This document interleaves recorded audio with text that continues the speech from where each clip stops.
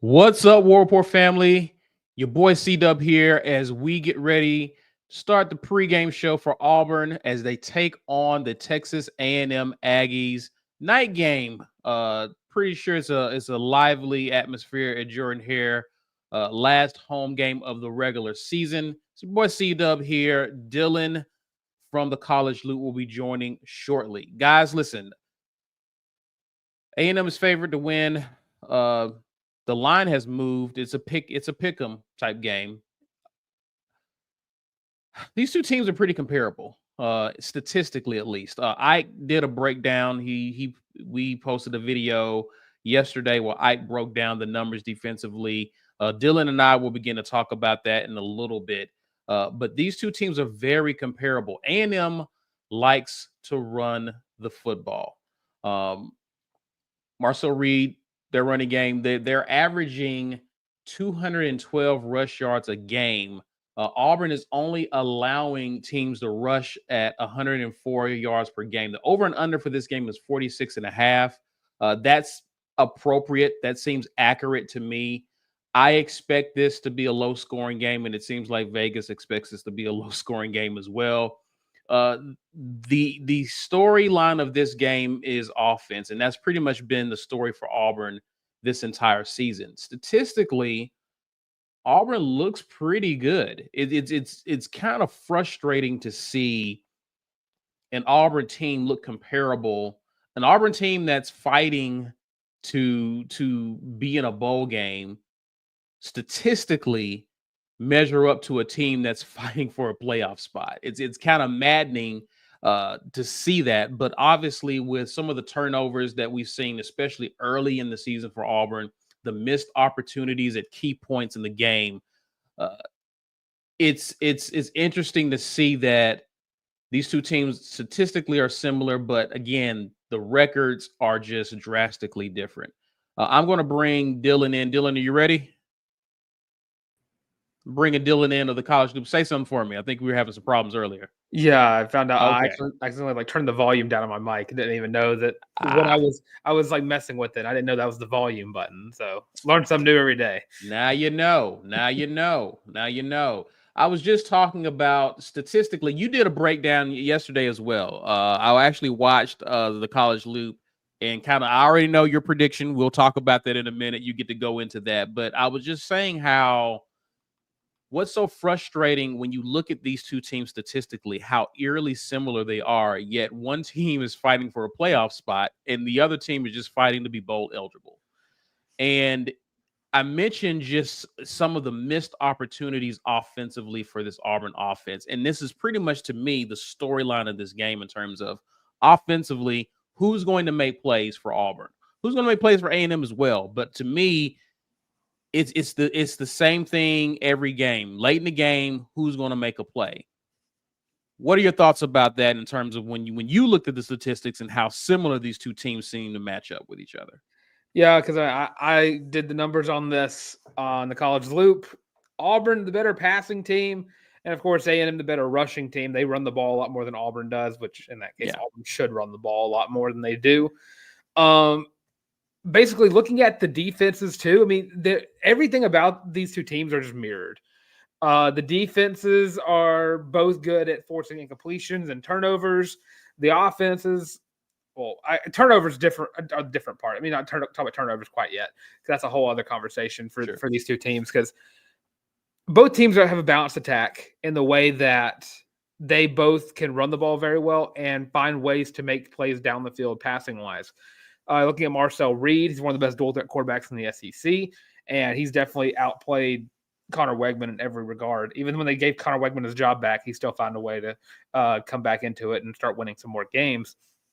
But it comes down to the running back room mostly. You have deep rooms on both sides. Jarquez Hunter, Damari Alston, and of course Jeremiah Cobb. You don't have Le'Veon Moss. You lost him I think a week or two ago for the season if you're A&M. But Amari Daniels it can step in and play just as well. And, of course, E.J. Smith is going to be playing tonight for the Aggies. But the difference on paper between these two is the turnovers. A&M's defense, really good at forcing the turnovers, as well as offense keeping it safe. other side of the field here, Auburn's offense really good at letting turnovers happen. Fumbles, interceptions, all that, losing the football is what Auburn's offense has made a staple.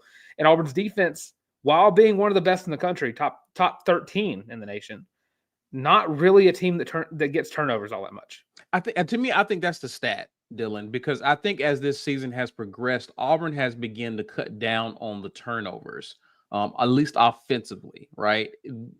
Compared to how Auburn was turning the ball over in the month of September, there's been a drastic improvement. But to your point, because the defense isn't forcing a lot of turnovers, when Auburn does turn the ball over, they're losing the turnover battle because they're not forcing turnovers themselves. To me, I think that's the stat there. I think if all holds true, knock on wood, I don't expect Auburn to reverse trend and start turning the ball over crazy late in the season. But your thoughts there? Yeah, and the one thing that worries me about this game in particular is when you look on paper at the difficulties that Texas A&M has had defensively, their defensive line is really good. They're good at getting to the passer, and of course they are susceptible to the run a little bit. But the biggest weakness for this team is the down the field passing game. They give up a good chunk of yards through the air, and I'm sure Hugh Freeze has noticed that. I'm sure the game plan tonight might, in fact, be throw the football down the field, which hasn't been the case for the majority of the games where Auburn hasn't turned up the football too much. You've had more of a reliance on the run game. I think since the Kentucky game, you've seen more and more plays called for running the ball. And then the Vanderbilt game happened as well in the mix of that. You had to pass the ball too much, cost yourself that game. If Auburn goes into the night thinking that they can attack the weaknesses of Texas A&M, you might see a revert back into September Auburn. But hopefully what Hugh Freeze has seen, and of course with it being senior night, you got to give Jarquez another 100-yard game for everything that he's done for this team as a whole. You could possibly see that if Auburn's not careful, because A&M does have a lot of good defensive backs that can make you regret trying to beat them over the top. And A&M is allowing 220 yards per game in terms of passing offense. Auburn is averaging 256. So I expect Auburn to be able to make some plays through the air against this defense. The key here, if what I'm seeing some better defense do is to try to manipulate or force the hand of Auburn to try to throw the ball more. And Hugh Freeze's offense is based on what it's reading and seeing in the defense. And I think that while, Mike G talks about Peyton Thorne needing to make some plays, and I agree with him, I think you're going to have to call some design run plays for your running backs, regardless of what A&M is showing you, because like Kentucky, it's been proven that you can run the ball on this A&M defense. They have proven to be vulnerable. Again, I'm not saying that, just because South Carolina was able to do it successfully, Auburn's just going to do it easily. Not saying that, but it has been done. And so Auburn has been, and basically Auburn is the only team that has run the ball that well against Kentucky, it seems. So it's proven to be done. I want to know, I'm curious to see how this game gets called. I have not been pleased with the circus of random people call a play. You get to call a play. You get to call a play. Everybody call. I wish there was one person dedicated to that, but I'm curious to see if A&M stops Auburn from running the ball early. Does Auburn deviate, kind of like they did against Vanderbilt a few weeks back? Do they deviate from the run game and start doing what Hugh Freeze feels comfortable doing? That's another big question there. Your thoughts?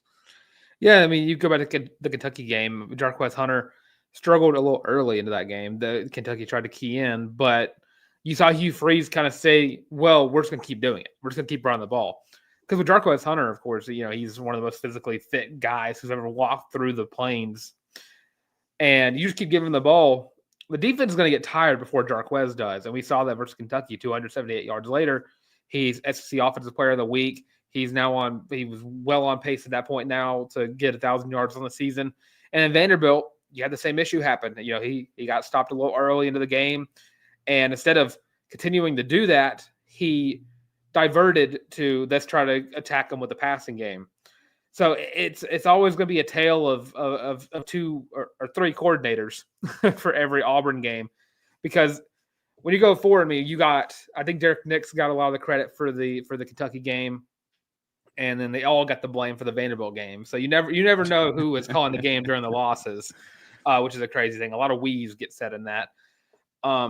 It'll be very interesting to see how this offense looks starting off, because we've already seen Auburn has not played well during the first drives of the game for themselves, and with this you're playing against I would say a better defense than Vanderbilt, and on at least on par with Kentucky. So it'll be very interesting to see how this offense looks starting off.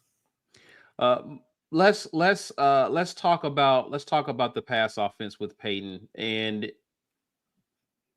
this is the last home game. This is Peyton Thorne's last home game as Auburn starting QB. What do you expect to see from him?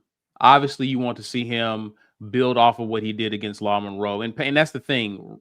Peyton Thorne has looked great against a group of 5 competition, but against SEC competition, it's been a different story.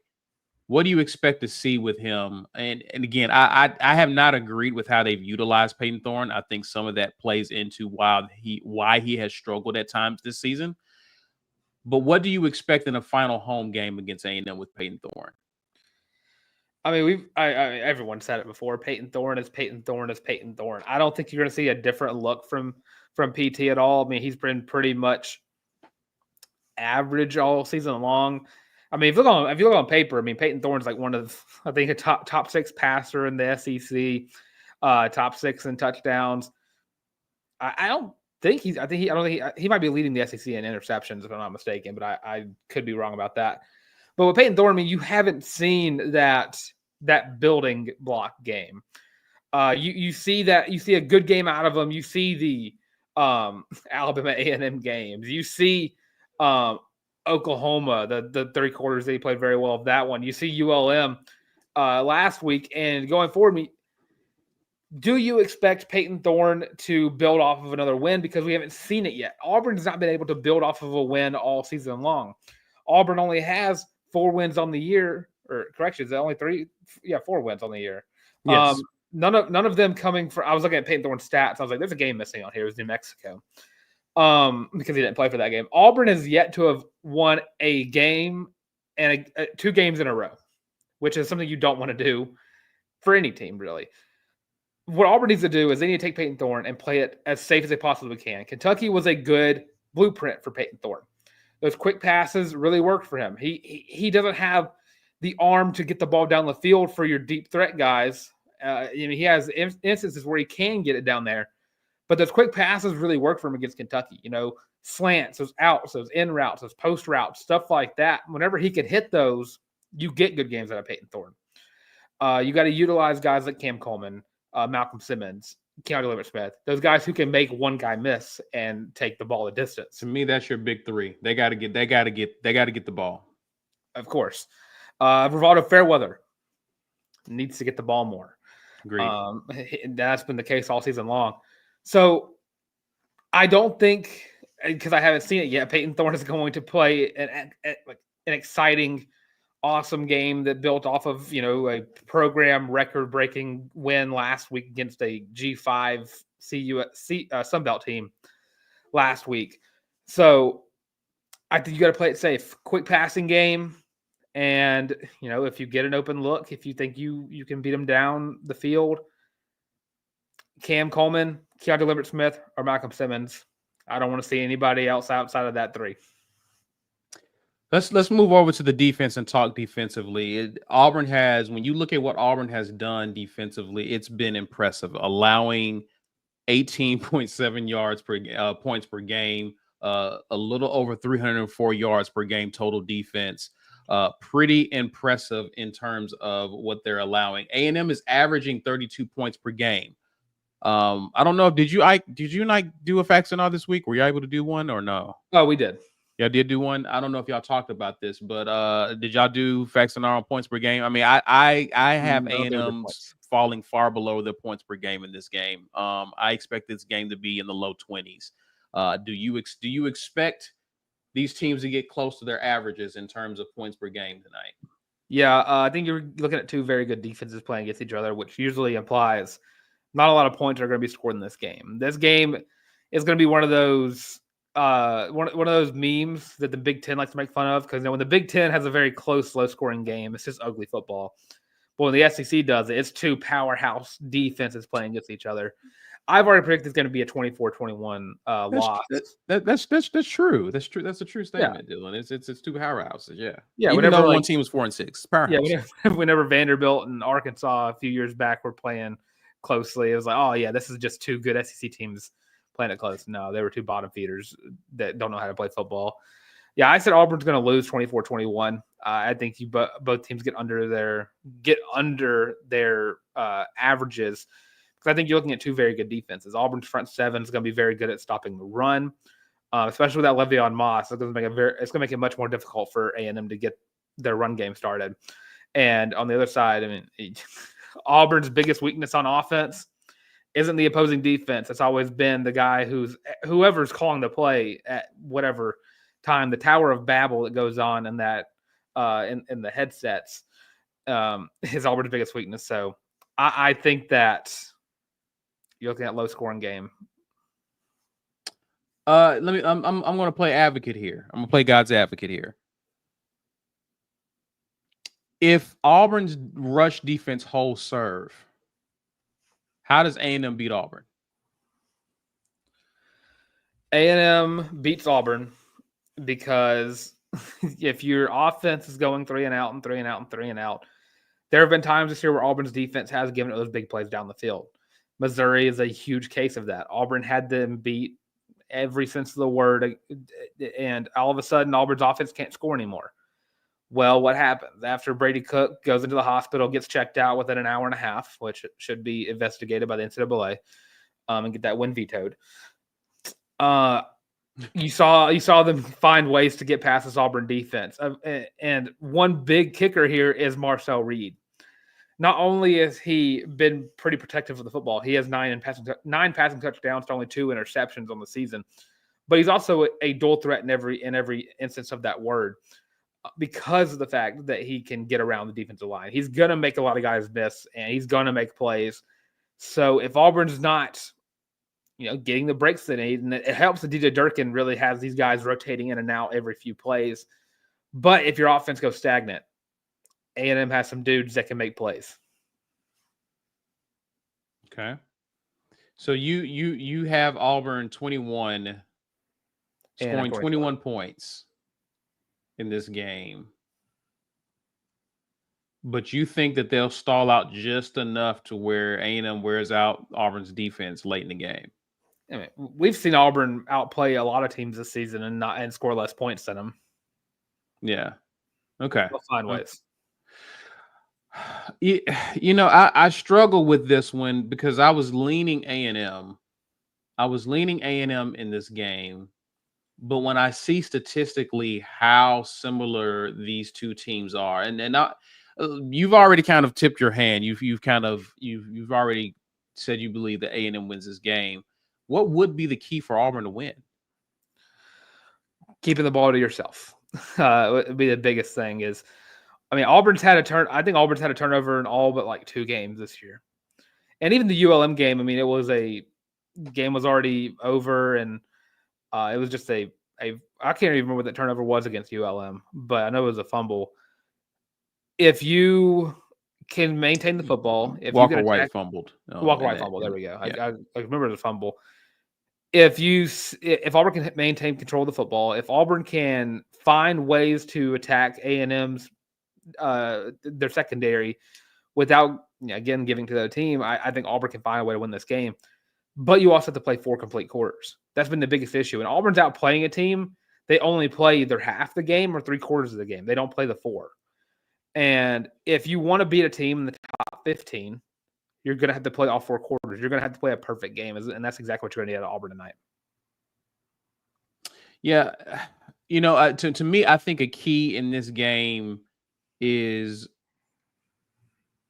the key to this game to me is the seniors.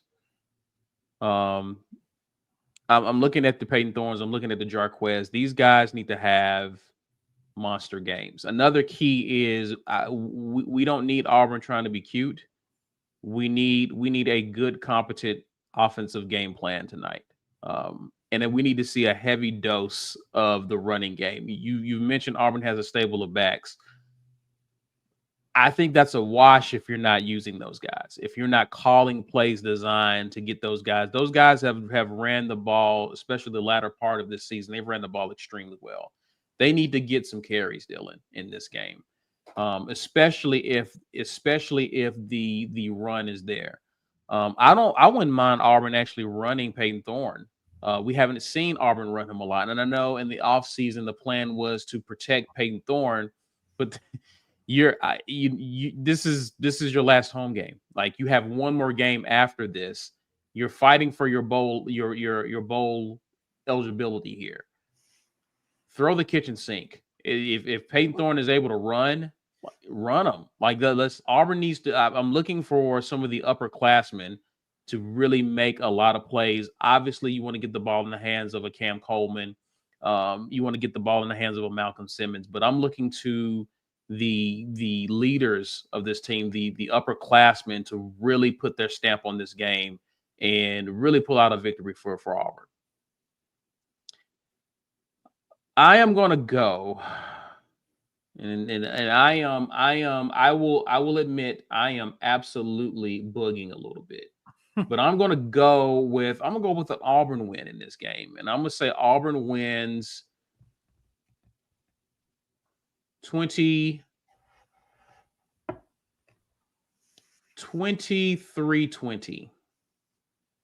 I'm going to go 23-20 Auburn.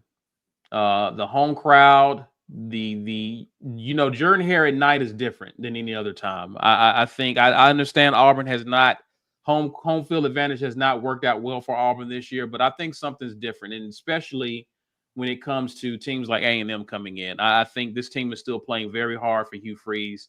I think they pull one out. I think this is an important game for Auburn going into the Iron Bowl next week. I think they find a way to make enough plays to get it done. That's the bug in me. That's the bug in me. Are you saying Ian Vachon gets 3 field goals? Yes. I'm saying he gets 3 field goals. Which, man, I don't hate picking Auburn to win this game. I'm not mad at you. Did you pick against them? Yeah, I think that this game could go either way. There's a reason why the spread's only like 2. This game could go either way. And over the past 3 years, I don't say rivalry, but this matchup has definitely like gone in the favor of the home team the past 3 years. Yeah, I think some things would have to go wrong for Auburn defensively in this game, for Auburn to just lose this game. Something would obviously there's a big play that Auburn can give up defensively, and they've done that throughout the season. I just think that it comes together for this team tonight, in terms of making enough plays. The plays that Auburn seems to be missing is what you mentioned, Auburn not playing a full 4 quarters. It's because there's a 1 or 2 opportunities in that 4th quarter that Auburn has to take advantage of the game. They don't. I think they get it done. That's where the bug is. So we'll see. We will definitely see. Let's get to some of you guys' comments really quickly here. Rod May became a member. Welcome back, good sir. TJ Lou says, guys, there are a lot of high-profile recruits attending this game. I hope they make a big impression. This is a great atmosphere. You would like to see it culminate in the rolling of Toomer's Corner for some of these kids as well. So that would be very, very important for Auburn to actually have a strong showing tonight. Your thoughts, Dylan? Yeah, I mean, you have this week and then next week, and then it's signing day. So this could be one of Auburn. This could be. This is Auburn's last opportunity to get a Jordan Hare environment ingrained into the minds of these recruits. Because, I mean, for all of the issues we've given Auburn this year on the field, off the field, the recruiting has been next level recruiting. So this is the last opportunity you get to talk to these kids. You still got to get some of these guys to sign. Of course, commitment does not mean they're coming. So you got to make sure you engrave Auburn in their brains. Yeah. Let's again. They're still recruiting pretty impressively. So we'll have to see.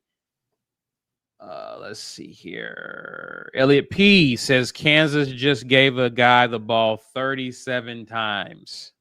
Feed Hunter. No excuses. I agree. That's a coach that trusts his offense to run correctly. So yeah.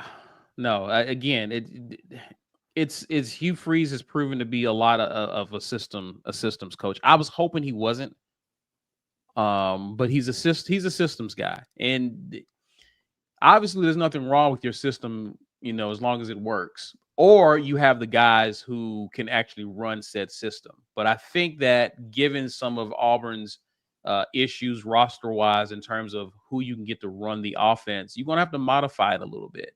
You shouldn't be able to try to fully fit a square peg into a round hole. I think that there's some strengths on this team that these guys aren't utilizing.